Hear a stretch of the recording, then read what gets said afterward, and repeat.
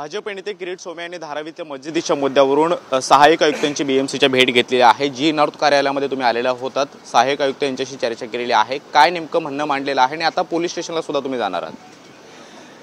खरं म्हणजे वर्षा गायकवाड आणि उद्धव ठाकरेचं हे कटकारस्थान मुस्लिम नेत्यांना हातात घेतले, असा प्रकारचा बोगस बेनामी उकसवणारं पत्र सगळ्यांना पाठवण्यात आलं। ही घटना 21 सप्टेंबर 9ला पाडणार होते। 20 तारखेला कळवा मुंब्रा तिथपासूनच्या बसीत भरून लोक आणण्यात आले।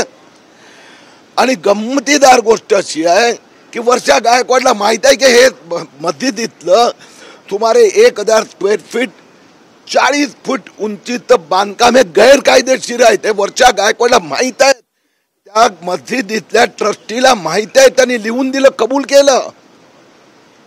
आणि तरीही जाणून बुजून या पत्रात लिहिण्यात आलं की हे मस्जिद पाडण्यात आले। मस्जिदचे डॉक्युमेंट आहे आमच्याकडे 1984 मध्ये।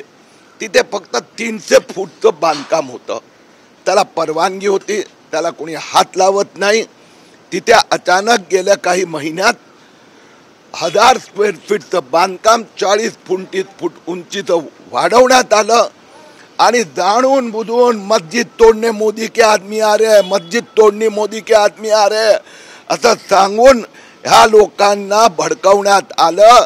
मी आता धारावी पोलीस स्टेशनला कंप्लेंट करणार आहे। याच्या मागे जे जे कोणी आहेत, ज्यांच्या मोबाईल मधून हे पत्र व्हायरल करण्यात आलंय, ज्यांनी या लोकांना भडकवले, ते उद्धव ठाकरे सेनेचे नेते वर्षा गायकवाड, या सगळ्यांवर कारवाई झालीच पाहिजे। या प्रकरणात पोलिसांनी गुन्हा दाखल केला, आतापर्यंत 3 लोकांना अटक केलेली आहे। तुम्ही आणखी काय कारवाईची मागणी करताय? कारण अतिक्रमणाची कारवाई अजून सुद्धा होणार आहे। सगळ्यात पहिली ही तक्रार मी परवाच केली। 21 तारखेला सकाळी माझ्या हातात हे पत्र आलं, आमचे सहयोगी गोवर्धन चव्हाणनी मला पाठवलं। मी डीसीपी सोबत कन्फर्म केलं आणि मी पहिली कंप्लेंट फाईल केली, म्हणून अटक झाली। पण हे तिघांची थोडी कारवाई आहे, हे उकसवण्यामागे उद्धव ठाकरे आणि राहुल गांधीचं कारस्थान आहे। त्या सगळ्यांना अटक झाली पाहिजे। आणि माझा प्रश्न आहे उद्धव ठाकरे आणि वर्षा गायकवाडला, तुम्ही अशा प्रकारचा अनधिकृत मशिदीला समर्थन करतायत आणि तिथे जाऊन बांधकाम करणाऱ्या लोकांना, सरकारी कर्मचाऱ्यांवर ज्यांनी हल्ला केला आहे, या सगळ्यांवर गुन्हा दाखल झालाच पाहिजे। मुंबईत लेन जिहाद होऊ देणार नाही, चालू देणार नाही। अतिक्रमणाची कारवाई 4-5 दिवसासाठी स्थगित झालेली होती, कारण मस्जिदीच्या ट्रस्टींनी पत्र लिहून दिलेलं होतं की आम्ही स्वतः ते अतिक्रमण हटवतो। तुमची भूमिका काय असणार आहे? आता तुम्ही पोलीस ठाण्यात सुद्धा जाणार आहात। सगळ्यात पहिले या मस्जिदीच्या ट्रस्टीवर गुन्हा दाखल करा।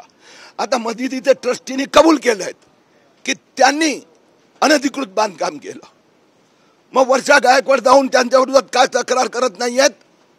मग उद्धव ठाकरे का मातोश्रीमध्ये लपून बसले आहेत? संजय राऊत का गप्प आहेत, चिडी चूप आहेत? लेन जिहाद करणारे, अरे या उद्धव ठाकरे आणि त्यांच्या नेत्यांनी तर लोकसभा निवडणुकीत भिंडी बाजारमध्ये जाऊन सांगला मस्जिद का FSI डबल करके देंगे। पुन्हा लोकसभेचं वोट जिहाद उद्धव ठाकरेंना विधानसभेत करायचं आहे, म्हणून हे परवाचे उकसवणारी घटना झाली आहे। या लोकप्रतिनिधी जबाबदार आहेत असं तुमचं म्हणणं आहे? यासाठी उद्धव ठाकरे सगळ्यात पहिले आणि राहुल गांधी नंबर 2, त्यांना मुस्लिम लोकांना उकसवून वोट जिहाद करायचं आहे।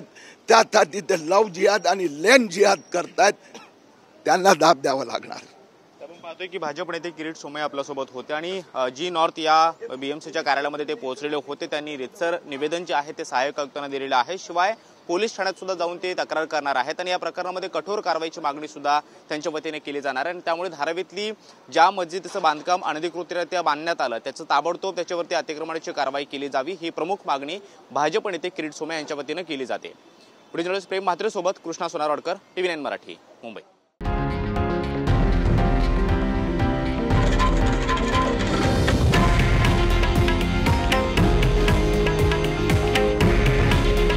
हे आहे देशातील नंबर 1 न्यूज नेटवर्क आणि आपण पाहत आहात TV9 मराठी। काळजी तुमची, हित महाराष्ट्राचं।